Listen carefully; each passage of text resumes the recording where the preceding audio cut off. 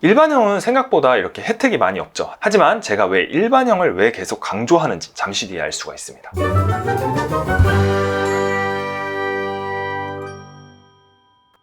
안녕하세요, 두지입니다. 지난 영상에서 설명드려서 많은 분들이 기대하셨던 청년 원가주택 역세권 첫집 정책이 드디어 발표되었습니다. 공공분양 50만원 공급이라는 타이틀로 정책이 발표가 되었는데요. 무엇보다 저렴한 가격의 분양가와 대출 모기지 지원으로 내 집 마련의 기회를 잡을 수 있다는 점을 주목하셔야 합니다. 타이틀에도 나와 있듯이 청년, 무주택 서민의 내 집 마련 기회를 확대하기 위해서 발표한 정책인데요. 쉽게 얘기해서 분양 물량을 많이 늘리고 청년들을 위해서 특공을 신설하고 중장년층의 공급을 확대한다는 내용입니다. 국토부에서 최근 주거 실태 조사를 발표했어요. 86% 이상이 주거 안정을 바라고 있는데요. 그 다음으론 자산 확보, 즉 투자를 위해서죠. 특히 청년들을 보면은 주택을 가지고 싶다는 의사가 점점 해가 지나갈수록 많아지고 있습니다. 70%에서 지금은 80% 이상으로 많아졌죠. 지역별로 보면은 서울과 수도권에 공급 물량이 집중되어 있는데요.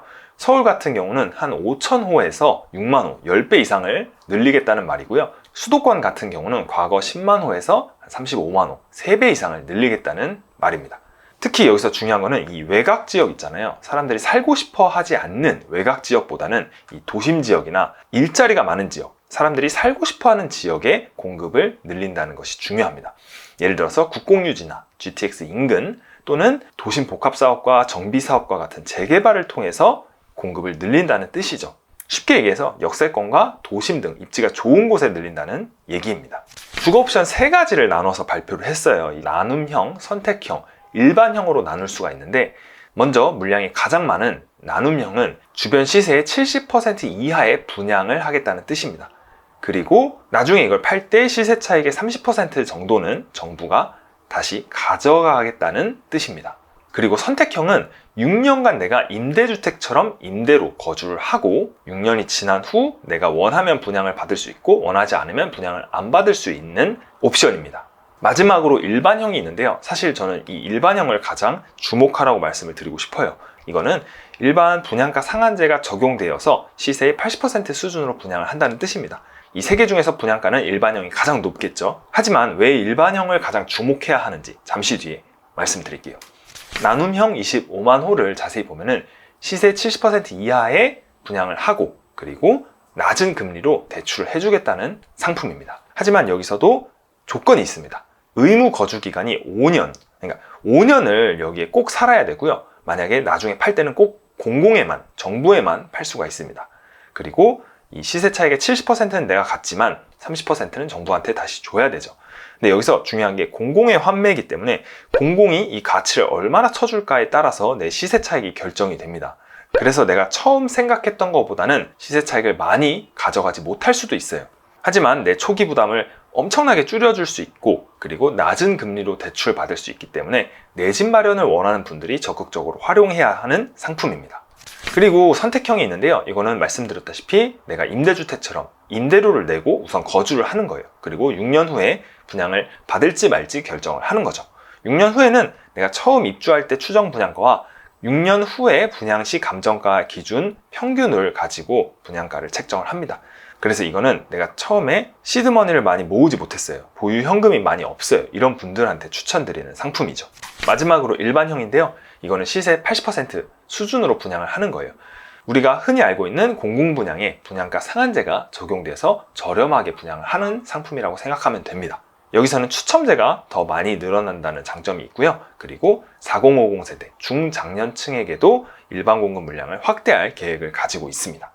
그리고 제가 앞서 낮은 금리로 모기지를 지원해준다고 말씀을 드렸는데요. 이 부분도 나눔형, 선택형, 일반형이 조금씩 달라요. 그래서 이 부분을 간단하고 쉽게 설명을 드릴게요. 먼저 나눔형입니다. 만약에 기존 주택의 시세가 6억 원에 형성이 돼 있어요. 그러면 이 나눔형을 통해서는 한 4.2억 원의 분양을 받을 수가 있는 거죠.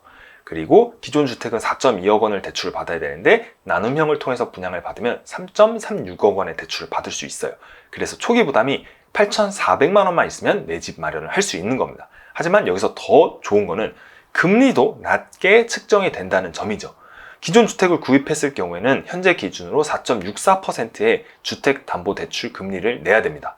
하지만 이렇게 나눔형을 통해서 분양을 받으면 한 2%대 대출 금리를 내고 분양을 받을 수 있어요.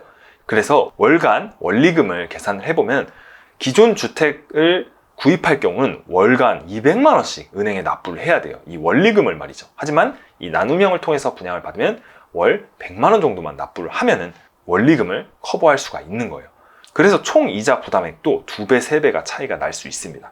원리금을 통틀어서 월 100만 원 정도만 내고 내 집 마련할 수 있으면 굉장히 좋은 거죠. 그리고 선택형을 볼게요. 여기는 임대주택이라고 생각하면 되는데요.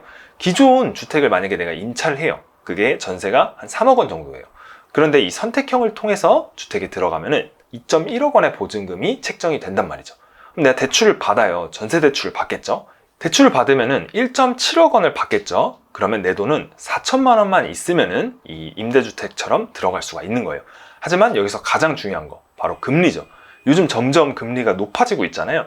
기존 주택에서 전세 대출을 받았으면은 4%, 5%대의 이자를 낼 텐데 여기 선택형을 통해서 주택을 들어가면은 한 2%대의 이자만 내고도 살 수가 있습니다. 이거를 월로 계산해 보면 기존 주택에서는 월 100만 원 정도를 내야 되는데 이 선택형의 임대로 들어가면은 월 3, 40만 원만 내고도 살 수가 있는 거죠. 그래서 이 주택은 일반 전세로 들어가는 것보다 훨씬 더 좋은 선택이라고 말씀을 드릴 수가 있습니다. 마지막으로 일반형입니다.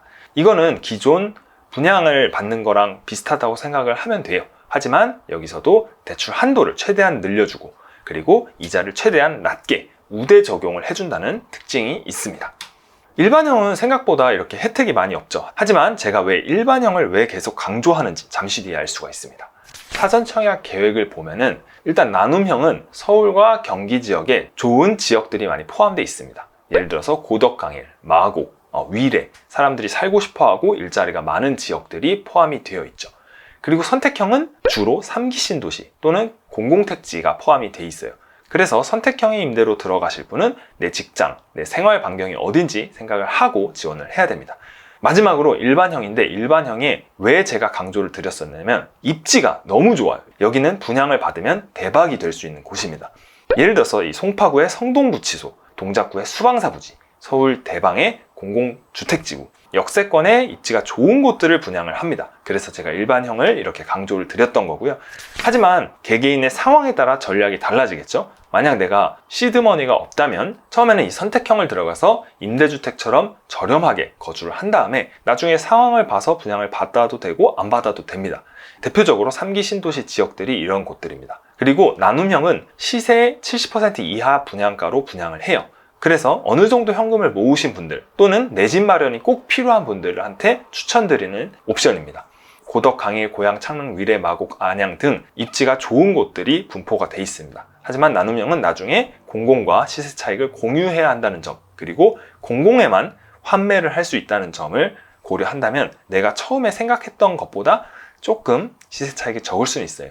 예를 들어서 신혼희망타운이 이제 없어지는데 이 신혼희망타운과 비슷한 형태라고 보면 됩니다. 저도 몇 년 전에 신혼희망타운을 몇 번 넣었어요.